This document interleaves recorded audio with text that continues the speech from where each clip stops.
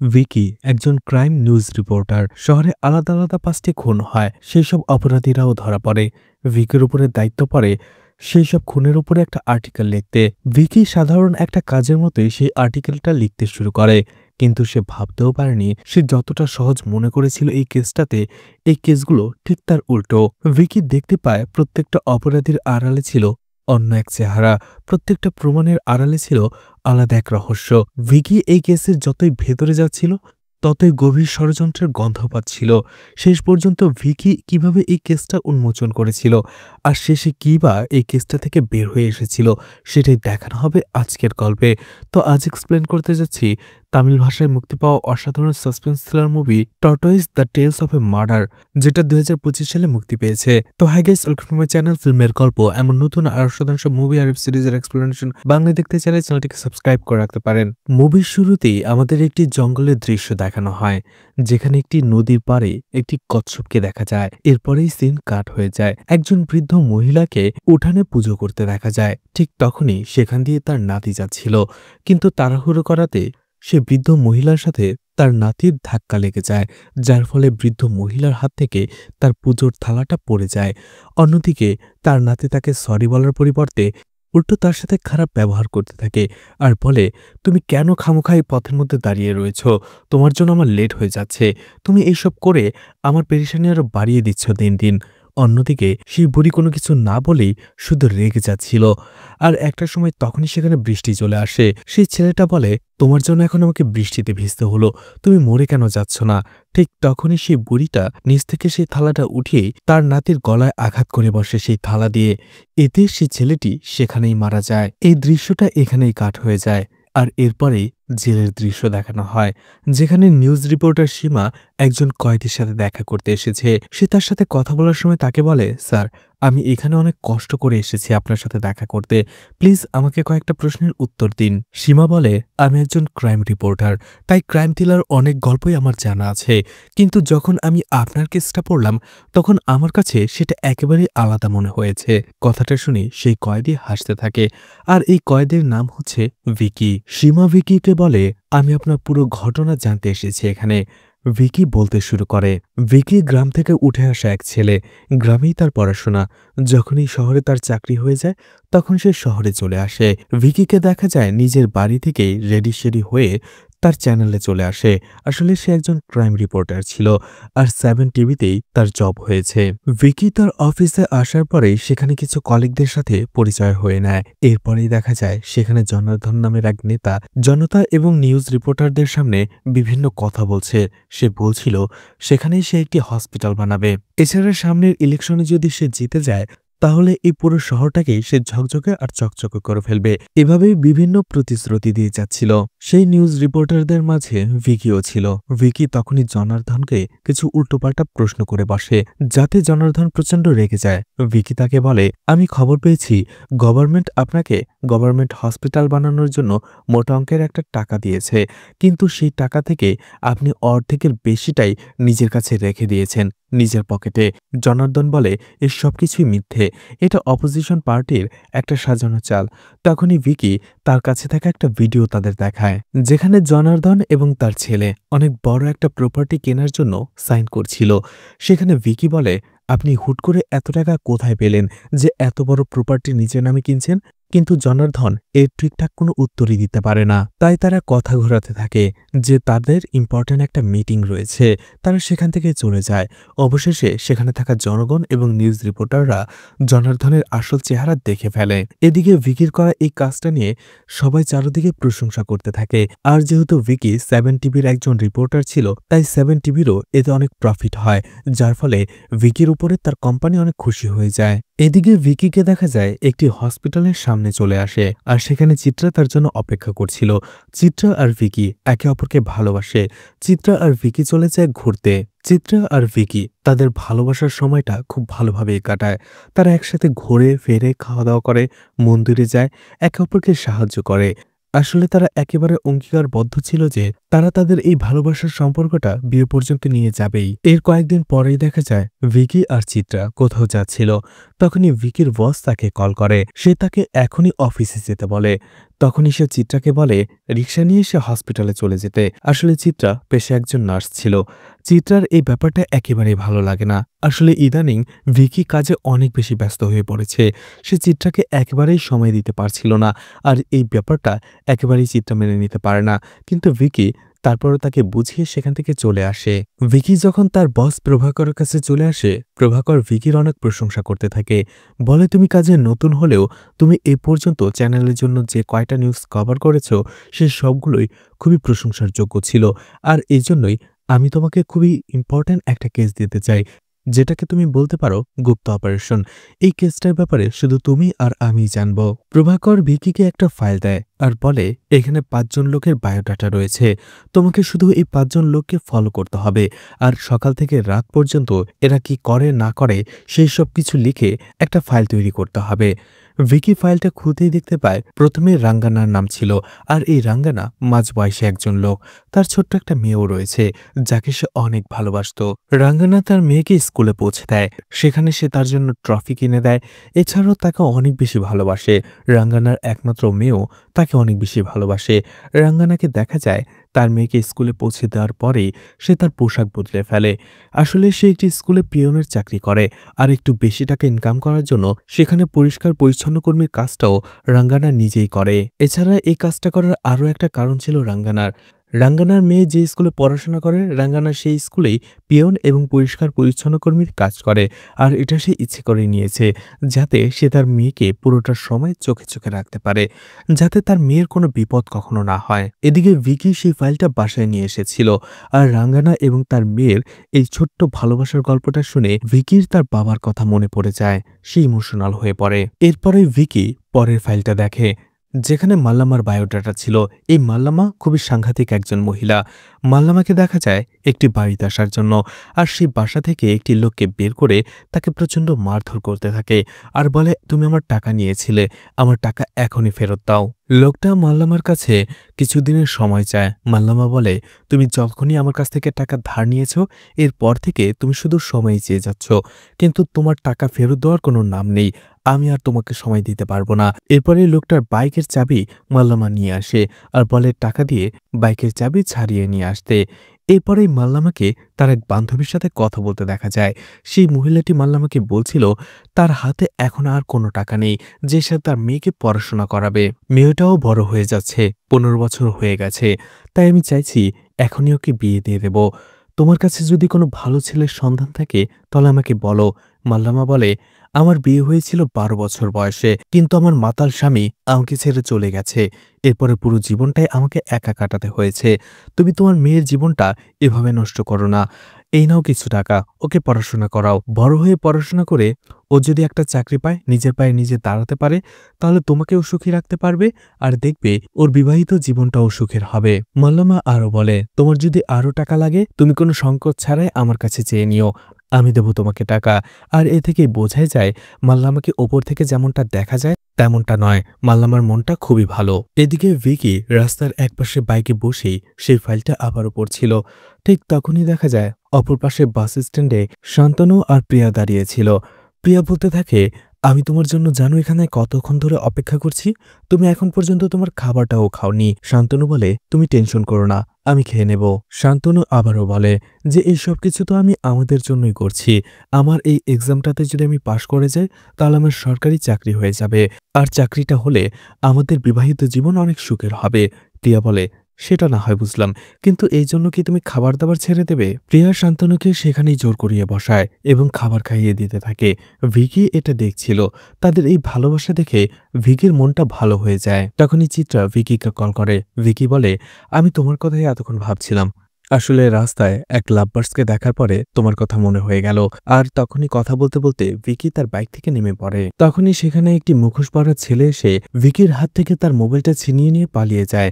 ভিকি যখন সেই মোবাইলটার দিকে যাবে ঠিক ওই সময়টাতে অন্য একটা ছেলে এসে ভিকির বাইকটা নিয়ে পালিয়ে যায়। ভিকি দেখতে পায় তারা দুজন একই দিকে পালাচ্ছে, আর এতে করে ভিকিও তাদের পেছনে দৌড়াতে শুরু করে।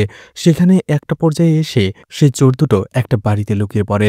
ভিকি সেখানে আসার পরে আর বুঝতে পারে না যে সেই চোরটা কোথায় গেল। ভিকি সেই জায়গাটা ভালো করে দেখতে সেখানে কাগজে ঢাকা কয়েকটি বাইক দেখতে পায়, যেগুলো সেভাবেই পড়েছিল।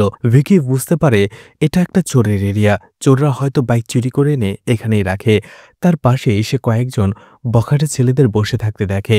ভিকি তাদেরকে যেয়ে বলে, এখানে তোমরা যে বাইকগুলো চুরি করে নিয়ে এসেছো তাদের মধ্যে একটা আমার। সেই ছেলেগুলো বলে, তাতে কি, কিন্তু সেই বাইকটা যখন আমাদের কাছে এসেছে তখন সেটা আমাদের হয়ে গেছে, তোমরা এখান থেকে চলে যাও। তুমি চাইলে পুলিশের কাছেও যেতে পারো। কথাটা শুনে ভিকি প্রচন্ড রেগে যায়। সেখানে তাদের মারতে শুরু করে, আর এই মার দেখে আশেপাশের লোক জড়ো হয়ে যায়। তারা বলতে থাকে, এদেরকে আরো মারা দরকার, এরা হচ্ছে চোরের দল, এরা আমাদের বাসাবাড়ির অনেক জিনিস চুরি করে নেয়, কিন্তু আমরা ভয়ে কিছু বলতেও পারি না। তখনই ভিকি তাদের প্রচন্ড মারধর করে, আর এত মার খাওয়ার পরে তারা সবাই একেবারে ভয় পেয়ে যায়। তারা ভিকির কাছে ক্ষমা চাইতে থাকে। ঠিক তখনই ভিকি সেই চোরের দলের মধ্যে আরো একজন লোককে দেখতে পায়, যে ছেলেটি তার মোবাইল চুরি করেছিল একটু আগে আর পালিয়েছিল। ভিকি তাকে দেখার পরেই তাকে ধরার জন্য দৌড়াতে শুরু করে। চোরটাও ভয়ে পালাতে শুরু করে। একটা সময় রেল লাইনের উপরে যে ভিকি তাকে ধরে ফেলে, আর এই চোরের নাম ছিল রাজু।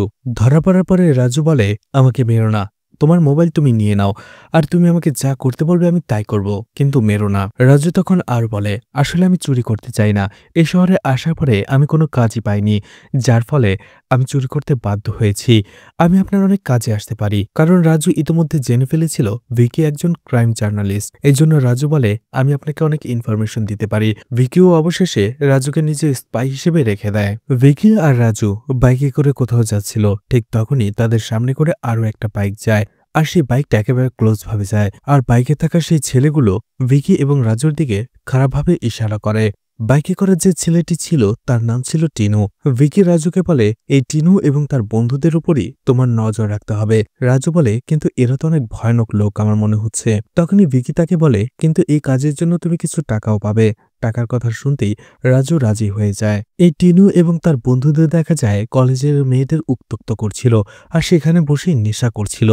এই বিষয়গুলো একজন টিচার দেখে ফেলে।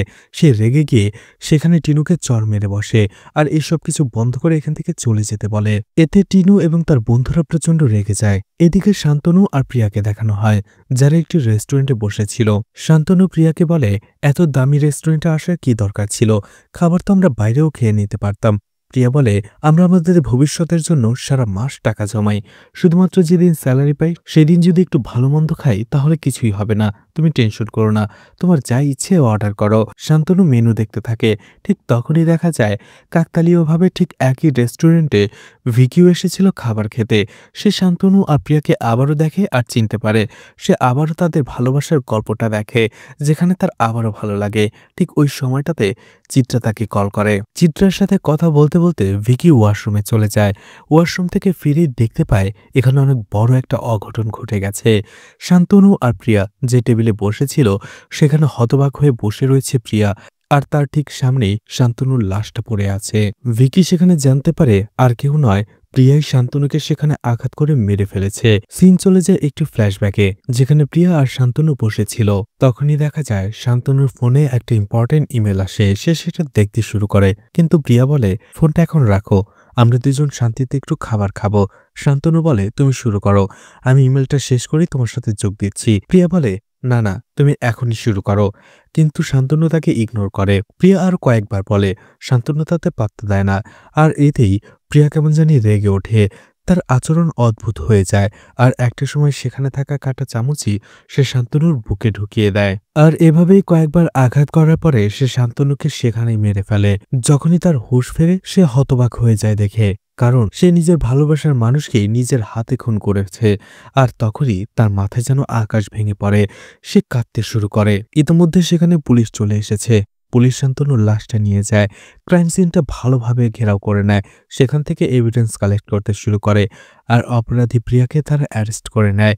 সবকিছু দেখার পরে হতবাক হয়ে যায় ভিকি। একটু আগেই তো তারা ভালোবেসে একে অপরের সাথে কথা বলছিল, এক মুহূর্তে প্রিয়ার কি হয়ে গেল যে সে তার নিজের ভালোবাসার মানুষটিকেই খুন করে ফেলল। সেই সাথে সাথে তার বস প্রভাকরকে কল করে আর পুরো বিষয়টা জানায়। এরপরেই দেখা যায় ভিকি তার বাসায় ঘুমাচ্ছিল, কিন্তু হঠাৎ করে কেউ একজন তার গলায় তার পেঁচিয়ে ধরে, তাকে শ্বাসরোধ করে মারার চেষ্টা করে।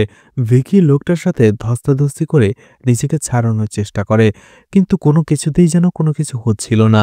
ঠিক ওই সময়টাতে চিত্রার কল চলে আসে আর ভিকি দেখতে পায় আসলে সে একটা দুঃস্বপ্ন দেখছিল, আর এই দুঃস্বপ্ন দেখেই সে একেবারেই ভেঙে পড়েছিল, ঘেমে উঠেছিল। চিত্রা তার এই অবস্থা দেখে জিজ্ঞেস করে তার কি হয়েছে, কিন্তু ভিকি কিছুই বলে না, বলে কারেন্ট চলে গিয়েছিল, যার ফলে সে একটু ঘেমে গিয়েছে। ভিকি চিত্রাকে বলে এখন তাকে অফিসে যেতে হবে, সে তাকে পরে কল করবে। ভিকি রেডি হয়ে অফিসের উদ্দেশ্যে রওনা দেয়, কিন্তু রাস্তায় এসে একটা বাসার সামনে পুলিশের গাড়ি দেখতে পায়। তার একটু সন্দেহ হয়, কারণটা হচ্ছে সে বাড়িটা ছিল রাঙ্গানার। দেখা যায় পুলিশ রাঙ্গানাকে অ্যারেস্ট করে থানায় নিয়ে আসে। এখানে আসলে কি হয়েছে কোনোভাবেই ভিকি বুঝতে পারছিল না।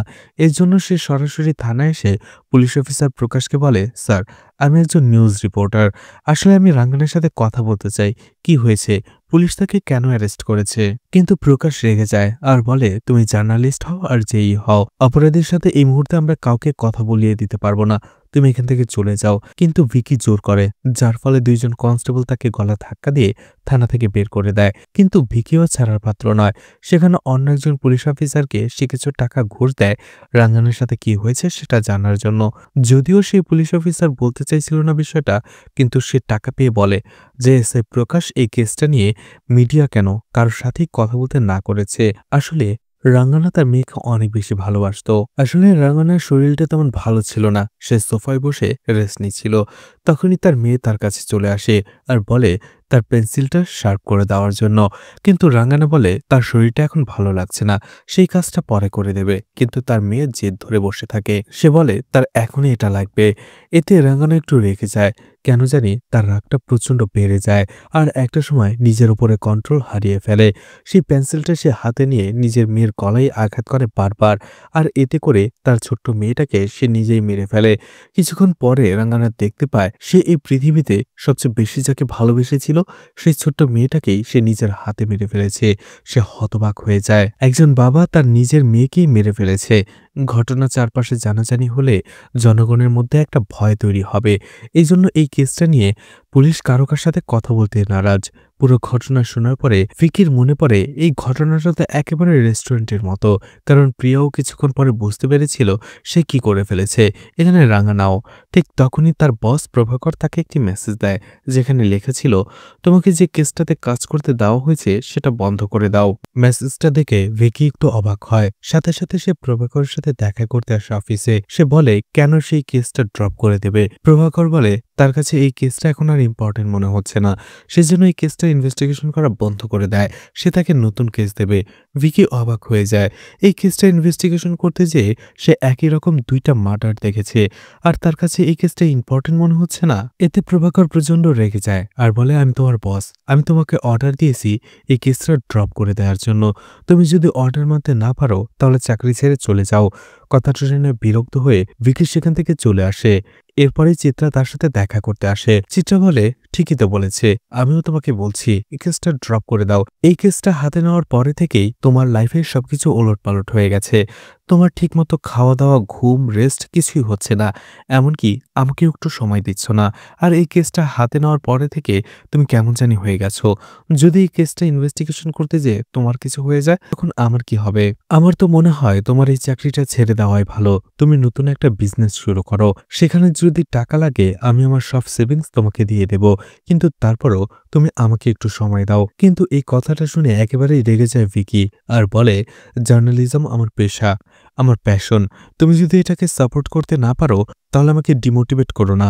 কথা শুনে প্রচন্ড রেগে যায় চিত্রা, সেখান থেকে চলে আসে। এদিকে ভিকির মাথায় শুধু একটাই প্রশ্ন ঘুরছিল, তার বস তাকে এই কেসটা ড্রপ করতে কেন বলল। এই কথাটাই ভালোভাবে জানার জন্য সে তার বসের সাথে আবারও দেখা করতে যায় তার বাড়িতে সন্ধ্যাবেলায়। কিন্তু সেখানে যেয়ে সে আবারও অবাক হতে বাধ্য হয়, কারণ তার বসকে কেউ খুন করে রেখে গিয়েছিল। এটা দেখার পরে সে ভাবতেই পারছে না এই কেসটাতে হচ্ছে কি। আসলে কি এই কেসের সাথে তার বসের খুন হওয়ার কোনো রহস্য জড়িয়ে রয়েছে? ঠিক তখনই সেখানে পুলিশ চলে আসে, আর পুলিশ ভাবতে থাকে ভিকি তাকে খুন করেছে, এজন্য তারা তাকে অ্যারেস্ট করে। কিন্তু পরদিনই দেখা যায় চিত্রা উকিল নিয়ে সেখানে চলে আসে ভিকিকে ছাড়ানোর জন্য। আসলে ভিকির বিরুদ্ধে সলিড কোনো এভিডেন্স ছিল না পুলিশের কাছে। প্রভাকরের টাইম অফ ডেথ যেটা ছিল সেটা ভিকির সেখানে যাওয়ার অনেকটা আগে, যার ফলে ভিকির ফোন সিগন্যাল থেকে পুলিশ নিশ্চিত হয়ে যায় যে ভিকি প্রভাকরকে মারেনি। যার ফলে পুলিশরা ভিকিকে ছেড়ে দিতে বাধ্য হয়। থানার বাইরে আসার পরে চিত্রা প্রচণ্ড রেগে যায় আর বলে, তোমার এখন যা ইচ্ছে করার করো, কিন্তু এই চাকরিটা ছাড়ার আগে তুমি আমার সাথে যোগাযোগ করবে না। কিন্তু ভিকির মনে সেসব কোনো কথাই ঘুরছিল না। তার মনে অনেক প্রশ্ন জমা ছিল। কে তার বসকে খুন করলো, আর সেই দুটো খুনের সাথে তার বসের কি কোনো সম্পর্ক রয়েছে? রাতের আধারে লুকিয়ে ভিকি সে অফিসে চলে যায়। ভিকি সেখান থেকে যেসব লোকেরা মারা গিয়েছে তাদের কিছু ফাইল পায়। ভিকি সেসব লোকদের জীবনের ব্যাপারে আরো বেশি স্টাডি করে। তাদের আশপাশের লোকজন, আত্মীয় স্বজন সবকিছুর ব্যাপারে সে খোঁজ নিতে শুরু করে। এই ব্যাপারে সে অনেক খোঁজ পেলেও কিন্তু এই কেসটা নিয়ে সে তেমন আহামরি কোনো ইনফরমেশন খুঁজে পায় না। এদিকে সেই রাজুকে দেখানো হয়। ভিকি তাকে কাজ দিয়েছিল টিনু এবং তার গ্যাংয়ের উপরে নজর রাখার জন্য। রাজু সেই কাজটা করতে করতে টিনুর গ্যাংয়েরই লোক হয়ে গেছে। তাদের সেখানে এনজয় করতে দেখা যায়। রাজু ভিকিকে কল করে, কিন্তু ভিকি ওই ফোনটাই ওঠায় না। এরপরে দেখা যায় রাজু টিনুকে নিয়ে ভিকির বাসায় চলে আসে সরাসরি। এদিকে ভিকি এই কেসটা নিয়ে এতই ব্যস্ত হয়ে পড়েছিল যে এই কেসের ফাইলপত্র দিয়ে তার ঘর তলিয়েছিল।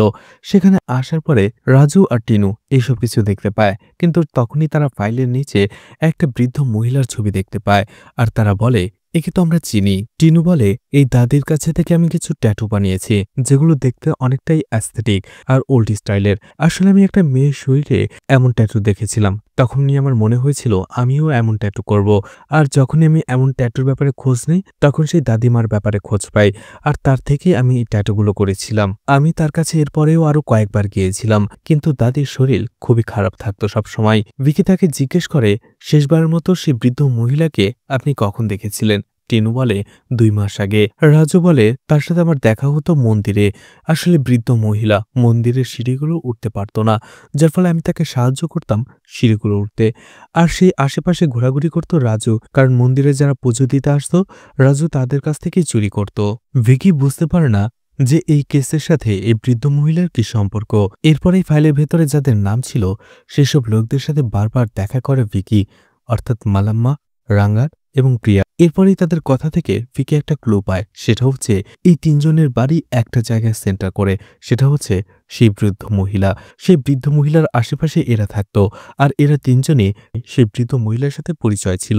যদিও প্রিয়ার ক্ষেত্রে সেই ব্যাপারটা একটু আলাদা ছিল। আসলে প্রিয়া আর শান্তনু তারা একদিন মন্দিরে গিয়েছিল পুজো দিতে, আর সেখানেই সেই বৃদ্ধ মহিলাকে অসহায় অবস্থায় ক্লান্ত হয়ে বসে থাকতে দেখেছিল। আর এটা দেখেই প্রিয়া আর শান্তনু সেই বৃদ্ধ মহিলাকে তার বাসায় পৌঁছে দিয়েছিল এবং তাকে সাহায্য করেছিল। সেই থেকেই তাদের পরিচয়। অবশেষে ভিকি এটা বুঝতে পারে যে মার্ডার হয়েছে তাদের সাথে কোনো না কোনোভাবে এই বৃদ্ধা মহিলা জড়িত। ভিকি আবারও থানায় আসে আর প্রকাশকে এই কেসের এই দিকটা বলে, কিন্তু প্রকাশ আবারও রেগে যায়। তার বলে, ঠিক আছে, তুমি এই চেয়ারে বসো, তুমি কেসটা সলভ করো, আমরা তো এখানে এসেছি ঘোড়ার ঘাস কাটার জন্য।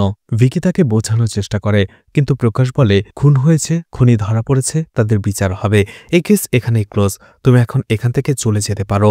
প্রকাশ তাকে সেখান থেকে তাড়িয়ে দেয়। ভিকি তার এই বিষয়টা রাজু এবং চিত্রার সাথে শেয়ার করে। চিত্রা যখন জানতে পারে যে ভিকি এখনও এই কেসটা ছাড়েনি, সে প্রচণ্ড রেগে যায়। ভিকি তাকে বোঝায়। অবশেষে চিত্রা ওই কেসটাতে মনোযোগ দেয় আর বলে, সবকিছু শুনে মনে হচ্ছে ইন্সপেক্টর প্রকাশও এই কেসের সাথে জড়িত, কারণ তুমি যে কথাগুলো বলেছ প্রত্যেকটা ক্রাইম সিনে ক্রাইম হওয়ার সাথে সাথে প্রকাশ চলে গেছে। তাহলে সে ঠিক কি করে জানলো যে ওইখানে ক্রাইম হবে, আর ক্রাইমের ঠিক পরপরই সে সেখানে চলে গেল? কথাটা শোনার পরে ভিকির মাথাও ঠিক একই প্রশ্ন আসে, তাহলে কি প্রকাশই এর সাথে জড়িত? রাতের বেলা লুকিয়ে ভিকি ইন্সপেক্টর প্রকাশের পিছু করে। সে দেখতে পায় প্রকাশ গাড়ি নিয়ে কোথাও যাচ্ছে। ভিকি তাকে ফলো করতে করতে হঠাৎ করেই দেখতে পায় প্রকাশ যখন গাড়ি থেকে নেমে কোথাও যাচ্ছিল কয়েকজন লোক তার উপরে হামলা করে বসে। ভিকি এটা দেখে প্রকাশকে বাঁচানোর জন্য সেই লোকগুলোর সাথে লড়াই করতে শুরু করে। আর এই হামলায় প্রকাশ কিছুটা আহত হয়, তাকে হসপিটালে অ্যাডমিট করা হয়। ভিকি তাকে জিজ্ঞেস করে ওই লোকগুলো আপনাকে কেন মারতে চাইছে। প্রকাশ বলে আমি একজন পুলিশ অফিসার, এসব হামলা আমার জন্য একেবারেই স্বাভাবিক। এছাড়া প্রকাশও তার ভুলটা বুঝতে পেরেছে, যেহেতু ভিকি তার জীবন বাঁচিয়েছে। ভিকিও তাকে সরি বলে আর বলে এই কেসটার জন্য আমি আপনাকে সন্দেহ করেছিলাম। প্রকাশ বলে ঠিক আছে। ভিকি আবারও তার কাছে সাহায্য চায়। প্রকাশ বলে ঠিক আছে, যেহেতু কেসটা অফিসিয়ালি ক্লোজ হয়ে গেছে আমি তোমাকে এই কেসটাতে আনঅফিসিয়ালি সাহায্য করব। থানায় যাওয়ার পরে ভিকি আবারও সেই কেস ফাইলগুলো খুলে বিভিন্ন বিষয় চেক করে এবং তার সোর্স কাজে লাগিয়ে কিছু খবর বের করে। কারণ ভিকি প্রকাশকে সেই বৃদ্ধ মহিলার খোঁজ নিতে বলেছিল। ভিকি সেই বৃদ্ধ মহিলাকে খুঁজে পায়নি। প্রকাশ তার সোর্স কাজে লাগিয়ে জানতে পারে 2 মাস আগে সেই বৃদ্ধ মহিলা অসুস্থ হওয়ায় তাকে একটি সরকারি হসপিটালে অ্যাডমিট করা হয়েছিল। কিন্তু এখন সেই বৃদ্ধ মহিলা সুশীলা সেখানে নেই, কিন্তু কোথায় গেছে। প্রকাশ তার সোর্স কাজে লাগিয়ে জানতে পারে সেখানে অত্যন্ত গোপনীয়তার সাথে সেই সরকারি হসপিটাল থেকে সেই বৃদ্ধ মহিলাকে একটি প্রাইভেট হসপিটালে অ্যাডমিট করা হয়, কারণ সরকারি হসপিটালে তার চিকিৎসা হচ্ছিল না। আর সেই প্রাইভেট হসপিটালের নাম শুনতেই ভিকি বুঝতে পারে এটা সেই হসপিটাল যেখানে তার গার্লফ্রেন্ড চিত্রা কাজ করে। চিত্রাকে সাথে সাথে ভিকি কল করে এবং সুশীলা নামের কোনো মহিলা অ্যাডমিট আছে কিনা সেই হসপিটালে সেটা জানতে চায়, যাকে 2 মাস আগে অ্যাডমিট করা হয়েছিল। কিন্তু রেজিস্টার বুক চেক করে চিত্রা দেখতে পায় সেখানে সুশীলা নামের কোনো মহিলারই রেজিস্টার নেই। এটা যখন ভিকি জানতে পারে ভিকি ভাবতে থাকে প্রকাশ তো নিশ্চয়ই তাকে মিথ্যে বলবে না, তার মানে সেই হসপিটালে অবশ্যই সুশীলা রয়েছে, অন্য কোনো নামে অন্য কোনো পরিচয়, অথবা কোনো কিছু গোপন করা হচ্ছে এ বিষয়ে। ভিকি রাজুকে বলে আমাদের সেই হসপিটালে যেতে হবে, সেখানে যেই খোঁজ নিতে হবে। অবশেষে ভিকি আর রাজু লুকিয়ে সেই হসপিটালে চলে যায়। প্রত্যেকটা ওয়ার্ড প্রত্যেকটা বেড তারা চেক করে আর অবশেষে একটা রুমের ভেতরে সেই সুশীলাকে তারা দেখতে পায়। রাজু আসলে তাকে আগে দেখেছিল, সেখানে একটি রুমের ভেতরে সুশীলাকে বিভিন্ন যন্ত্রপাতি লাগিয়ে রেখে দেওয়া হয়েছিল। সে ভিকিকে খবর দেয় এবং সেখানে যাওয়ার পরে সেখানে তারা দুজনেই সেই রুমের ভিতরে লুকিয়ে ঢুকে পড়ে। ভিকি যখনই বোঝার চেষ্টা করে যে সেখানে কি হচ্ছিল, ঠিক তখনই সেখানে ডক্টর রবি কুমার চলে আসে আর তাদের দুজনকে দেখে সে প্রচন্ড রেগে যায়। ভিকি তাকে শান্ত করার চেষ্টা করে, কিন্তু রবি কুমার সাথে সাথে সিকিউরিটি গার্ডদের ডেকে ভিকি এবং রাজুকে সেখান থেকে বের করে দেয়। ভিকি বারবার ডক্টর রবি কুমারকে জিজ্ঞেস করে যে সেই বৃদ্ধ মহিলার কি হয়েছে। রবি কুমার রেগে গিয়ে বলে এটা একটা স্পেশাল কেস আর সরকারের নির্দেশেই সেই বৃদ্ধ মহিলাকে আমরা এই হসপিটালে এনেছি এবং গোপনে চিকিৎসা করছি, এর বেশি আমি তোমাকে কিছুই বলতে পারবো না। বলার সাথে সাথে রবি কুমার তার গাড়িতে করে সেখান থেকে চলে যায়। কিন্তু ভিকি অদ্ভুত একটা জিনিস খেয়াল করে, রবি কুমারের ড্রাইভারের দিকে তাকাতেই তাকে অনেক নার্ভাস লাগছিল আর সে বারবার আর চোখে ভিকির দিকে তাকাচ্ছিল। এই ব্যাপারটা ভিকির একটু সন্দেহ হয়। ভিকির মনে হতে থাকে রবি কুমার তাকে যা বলেছে পুরোটাই ছিল মিথ্যে। পরের দিনেই দেখা যায় রবি কুমারকে আসলে ভিকি অপহরণ করেছিল রাজু এবং টিনুর গ্যাংয়ের সাহায্যে এবং সেখানে তাকে কিছুটা মারধর করে জিজ্ঞেস করে যে সেই হসপিটালে আসলে কি হচ্ছে। অবশেষে সেই ডক্টর কিছু কালো সত্য বলতে থাকে। ডক্টর রবি কুমার বলে মেডিকেল সেক্টরটা এমন একটা সেক্টর যেখানে প্রত্যেকটা মুহূর্তে কোটি কোটি টাকা ইনকাম করা সম্ভব। ভিকি বলে আপনারা কি অর্গান সেল করেন? ডক্টর রবি কুমার বলে এটা তো অনেক পুরনো হয়ে গেছে, এখন নতুন আরো অনেক কিছু এসেছে। মেডিকেল সেক্টরে মানুষের চাহিদা অনুযায়ী সব ধরনেরই মেডিসিন পাওয়া যায়, খাবার খাওয়ার, বাচ্চা হওয়ার, মোটা হওয়ার, চিকন হওয়ার, রোগ থেকে মুক্তি পাওয়ার সবকিছুরই। তাই এখন ডক্টররা নতুন কিছু আবিষ্কার করতে চাইছিল। বর্তমানের হিসাব অনুযায়ী মানুষের গড়ায়ু 60 থেকে 70 বছর, যেটা খুবই কম। মানুষের অনেক বছর বাঁচার ইচ্ছা রয়েছে আর সেটাকে লক্ষ্য রেখেই ডক্টররা গবেষণা চালিয়ে যাচ্ছে। গ্রিন হাউস ফার্ম সেন্টার নামের একটি কোম্পানি এই বিষয়টা নিয়ে অনেক বেশি সিরিয়াস ছিল। তারা গবেষণায় উঠে পড়ে লেগেছিল যে কিভাবে মানুষের আয়ু বাড়ানো যায়। সেই কোম্পানিটা তাদের গবেষণায় দেখতে পারে কচ্ছপ 100 থেকে 150 বছর বাঁচে। এই জন্য তারা একটা পাউডার তৈরি করে আর সেই পাউডারটা তৈরি হয়েছিল কচ্ছপের ডিএনএ থেকে। কারণ কচ্ছপের এত দীর্ঘায়ু কিভাবে হয় সেটা নিশ্চয়ই তার ডিএনএতে রয়েছে আর সেজন্যই সেই ডিএনএ থেকেই তারা একটা পাউডার তৈরি করে। ভিকি বলে কিন্তু সেই ফরেন কোম্পানির সাথে আপনাদের হসপিটালের কন্ট্যাক্ট কি করে হলো? রবি কুমার বলে ওই কোম্পানির অনেক এজেন্ট রয়েছে, প্রত্যেকটা ধাপে ধাপে তাদের এজেন্ট রয়েছে যারা তাদের হয়ে কাজ করে আর তারা বিভিন্ন মানুষ খুঁজে বেড়ায় এক্সপেরিমেন্টের জন্য। রকি নামে তাদের এক এজেন্টের সাথে আমার পরিচয় হয়, সেই আমাকে তাদের সেই পাউডারটা দেয় এবং তাদের সেই কোম্পানির সিইওর সাথে আমাকে কথা বলিয়ে দেয়। আমি তাকে জিজ্ঞেস করেছিলাম, এই পাউডারটা আমি যদি সবাইকে দিয়ে দেই তাহলে আমার কি লাভ? সেই সিইও বলেছিল, আমাদের এই প্রজেক্টের ভ্যালু ১,০০০ কোটি টাকারও ওপরে। যদি এটাতে আমরা সফল হই এবং মানুষের আয়ু এই পাউডারের দ্বারা বাড়তে থাকে, তাহলে এখান থেকে আমরা এত টাকা ইনকাম করতে পারবো, সেটা আপনার কল্পনারও বাইরে। আর আপাতত আমাদের হয়ে কাজ করার জন্য আপনাকে ৫ কোটি টাকা দেব। আর টাকার অফার শুনেই রবিকুমার রাজি হয়ে গিয়েছিল। তখনই একদিন রবিকুমার তাদের হসপিটালে সে বৃদ্ধ মহিলা সুশীলাকে দেখতে পায় এবং তার ব্যাপারে খোঁজ নিয়ে জানতে পারে এই বৃদ্ধ মহিলার কেউ নেই। এর কিছু হয়ে গেলে তার খোঁজ নেওয়ার মতোও কেউ থাকবে না। তখনই রবিকুমার বুঝতে পারে একে দিয়েই শুরু করতে হবে। এই জন্য সুশীলাকে তার কেবিনে ডেকে নেয় এবং তার চেক আপ করার নাম করে বলে তাকে বিভিন্ন পরীক্ষা করতে, বিভিন্ন মেডিসিন দেয়, বিভিন্ন ট্রিটমেন্ট দেয়। কিন্তু বৃদ্ধ মহিলা বলে তার কাছে এত টাকা নেই, সে কিভাবে এগুলো করবে। তখনই রবিকুমার বলে আসলে তাদের হসপিটালে প্রত্যেক বছরই একটা প্রোগ্রাম চালু করা হয়, যেখানে কয়েকজন লোককে তারা ফ্রিতে চিকিৎসা দেয়। আর সেই প্রোগ্রামটা এখনই চালু হচ্ছে, আমি আপনার নামটা সেখানে দিয়ে দেব। এতে সুশীলা অনেক খুশি হয়। সুশীলা চিকিৎসা নিতে রাজি হয়ে যায়। রবিকুমার সেই পাউডারটা সুশীলার উপরে প্রয়োগ করে। সেই কোম্পানি বলেছিল এই পাউডারটা সেবন করার পরে যদি কেউ ৭ থেকে ৮ দিন খুবই নর্মালভাবে জীবনযাপন করে, তাহলেই এই পাউডারটা মানুষের আয়ু বাড়াতে সক্ষম হবে। কিন্তু দেখা যায় সেই পাউডারটা সেবন করার ৪ থেকে ৫ দিন পরেই সুশীলের অদ্ভুত অনেক রোগ দেখা দেয়। সে আরও বেশি দুর্বল হয়ে পড়ে। আর যেখান থেকে তার এমন সব রোগের সৃষ্টি হয় যেটা রবিকুমারের নামও জানা নেই। রবিকুমার দেখতে পায় এই পাউডারটা আসলে মানুষকে ট্রিগার করে ফেলে। যদিও এই পাউডারটা সেবন করার পরে পার্শ্ব প্রতিক্রিয়া হয়ে যায়, তখনই তাদের ভেতরে ট্রিগার পয়েন্ট সেট হয়ে যায়। তারা খুব অল্পতেই রেগে যায়। আর সেই পাউডারটা তাদের এই রাগের স্নায়ুটাকে 90% পর্যন্ত বুস্ট করে দেয়, যার ফলে ছোট্ট একটা কথাতে তারা প্রচণ্ড রেগে যায়। আর রেগে যাওয়ার পরে তারা তাদের নিয়ন্ত্রণ হারিয়ে ফেলে, যার ফলে তারা যে কোনো কিছু করে ফেলতে পারে ওই সময়টাতে। আর এই পাউডারটা নেওয়ার পরেই তার নাতিকে মেরে ফেলেছিল, যেটা মুভির শুরুতে দেখানো হয়েছিল। যখন আমি এটা জানতে পারি আমি প্রচণ্ড ভয় পেয়ে যাই। আমি তাদের বলে দিয়েছিলাম যে আমি তাদের হয়ে আর কাজ করব না, আমার টাকা লাগবে না। কিন্তু সেই ফরেন কোম্পানি আমার কোনো কথাই শোনেনি, বলেছে তারা এটা হ্যান্ডেল করে নেবে। আর এরপরেই যখন আমি সেই বিষয়টা নিয়ে আরও রিসার্চ করি, এই পাউডারের ফলে যে রোগটা হয়েছে সেটা ছোঁয়াচে, অর্থাৎ সেই বৃদ্ধ মহিলার সংস্পর্শে যারা আসবে তাদেরও এই ধীরে ধীরে রোগটা হয়ে যাবে। আর আমরা সেটাই দেখতে পারি। সেই বৃদ্ধ মহিলা সুশীলার সাথে প্রিয়া রঙ্গনার ভালো সম্পর্ক ছিল। আর তারাও দুজনেই এই রোগে আক্রান্ত হয়ে তাদের কাছের মানুষজনকে খুব অল্প কথায় মেরে ফেলে। ভিকি সবকিছু শোনার পর একেবারে হতবাক হয়ে যায়। মানুষ টাকার লোভে কি না করতে পারে। ভিকি এরপরে মাল্লামা, চিত্রা এবং রাজুকে ডেকে পুরো বিষয়টা খুলে বলে। এছাড়া রাজু আর মাল্লামাকে সে সাবধানে থাকতে বলে, চিকিৎসা নিতে বলে। কিন্তু রাজু আর মাল্লামা তার এই অদ্ভুত কথায় একেবারেই বিশ্বাস করে না। তারা সেখান থেকে চলে আসে। চিত্রা ভিকির কাছে জানতে চায় সে এসব কিছু কি করে জানলো। তখনই ভিকি চিত্রাকে সেই ডক্টরের কাছে নিয়ে আসে। কিন্তু অবাক করার বিষয়টা হচ্ছে চিত্রা সেখানে আসার আগেই কেউ সেই ডক্টরকে মেরে ফেলেছিল। ভিকি বুঝতে পারে এটা সেই ফরেন কোম্পানিরই কোনো এক লোকের কাজ, কিন্তু সে তাদের কি করে ধরবে। পরের দিনে ভিকি চলে যায় প্রকাশের কাছে এবং তাকে পুরো বিষয়টা খুলে বলে। আর বলে সুশীলার সাথে যাদের ভালো সম্পর্ক ছিল, যারা তার সংস্পর্শে ছিল, তাদের সবাইকে জোর করে হলেও ট্রিটমেন্ট করাতে হবে। প্রকাশ সেটাই করে। এছাড়া ভিকি সেই ফরেন কোম্পানির ব্যাপারেও প্রকাশকে বলে দেয় এবং তাদের এজেন্টকে খুঁজে বের করতে বলে। এদিকে ভিকির সন্দেহ হয়ে গিয়েছিল ডক্টরের সেই ড্রাইভারের উপরে, আর এই জন্য সে তাকে ধাওয়া করতে শুরু করে। ভিকি তাকে মারধর করে জিজ্ঞেস করে সেই ব্যাপারে কি জানে। অবশেষে সেই ড্রাইভার বলে দেয় সে রকির ব্যাপারে জানে, কিন্তু রকির কোনো পার্মানেন্ট ঠিকানা ছিল না। সে হসপিটালে ঘুরে বেড়াতো। ভিকি ও রকিকে ধরার জন্য বিভিন্ন হসপিটালে ঘুরে বেড়ায়, কিন্তু রকির খোঁজ পাচ্ছিল না। তখনই দেখা যায় ভিকিকে একটা ছেলে ফলো করছিল। আর একটা সময় সেই ছেলেটি ভিকির কাছে চলে আসে এবং তাকে রকির ঠিকানা দিয়ে দেয়।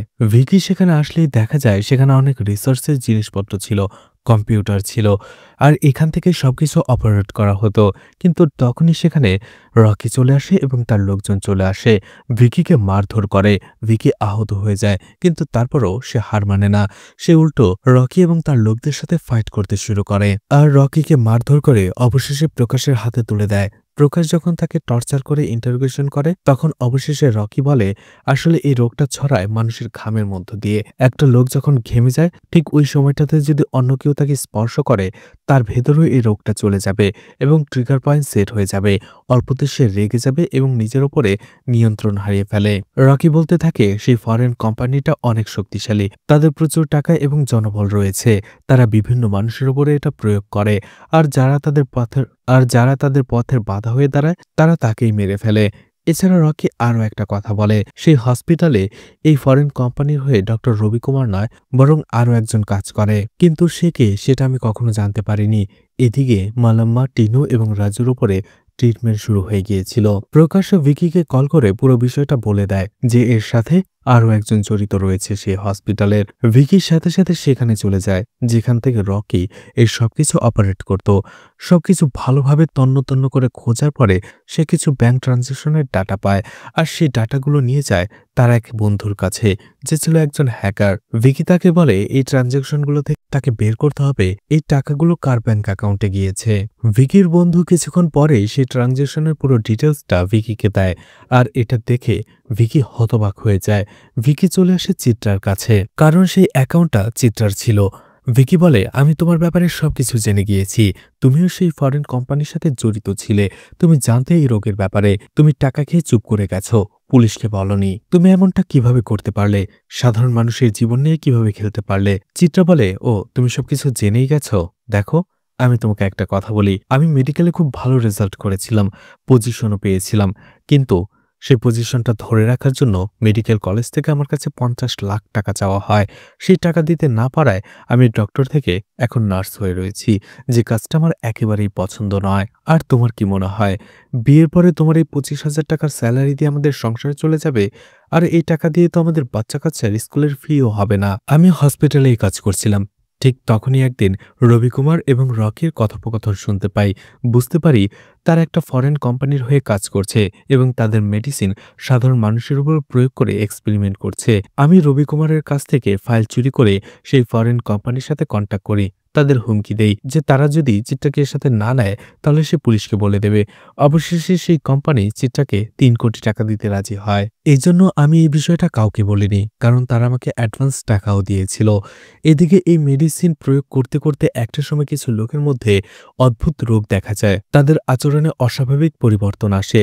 আর এই বিষয়টা কোনোভাবে জেনে গিয়েছিল তোমাদের চ্যানেলের মালিক প্রভাকর, আর সে কিছু মানুষের অ্যাড্রেস এবং ইনফরমেশন জোগাড় করে ফেলে এবং সেই কেসটাতে তোমাকে লাগিয়ে দেয়। কিন্তু যখন পরপর 2টো খুন হলো তখন প্রভাকর ভয় পেয়ে গেল, তোমাকে এই কেসটা থেকে সরে দাঁড়াতে বলল।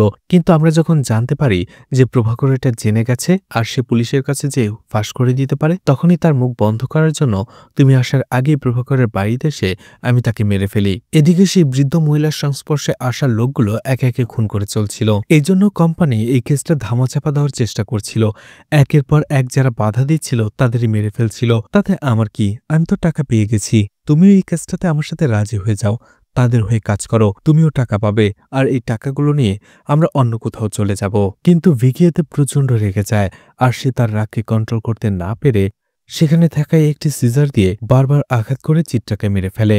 আর সেই অপরাধেই ভিকির জেল হয়েছে। এরপর আমরা ঠিক সেখানেই পৌঁছে যাই যেখানে মুভিটি শুরু হয়েছিল, অর্থাৎ সেই জেলে। সবকিছু শোনার পরে সেই রিপোর্টার প্রচন্ড ভয় পেয়ে যায়, কারণ তার মাথায় একটাই প্রশ্ন আসছিল, তাহলে কি এই কেসটা ইনভেস্টিগেশন করতে যেয়ে মালামা, রাঙ্গানা, প্রিয়া তাদের সংস্পর্শে এসে এসে ভিকিরও ঠিক একই রোগ হয়েছিল, যার ফলে সে রেগে গিয়ে চিত্রাকে সেখানেই মেরে ফেলে। এতে সে প্রচন্ড নার্ভাস হয়ে সেখান থেকে চলে আসে আর এখানেই মুভিটি শেষ হয়ে যায়। তো মুভিটা আপনাদের কেমন লেগেছে কমেন্ট করে জানাতে পারেন, আর মুভিটা ভালো লাগলে লাইক, কমেন্ট, শেয়ার করে পাশে থাকতে পারেন। তো আজকের মতো বিদায় নিচ্ছি, আবারও দেখা হবে নতুন কোনো মুভি বা ওয়েব সিরিজ নিয়ে। ততক্ষণ পর্যন্ত ভালো আর সুস্থ থাকবেন সবাই। আজকের মতো বিদায় নিচ্ছি, আল্লাহ হাফেজ।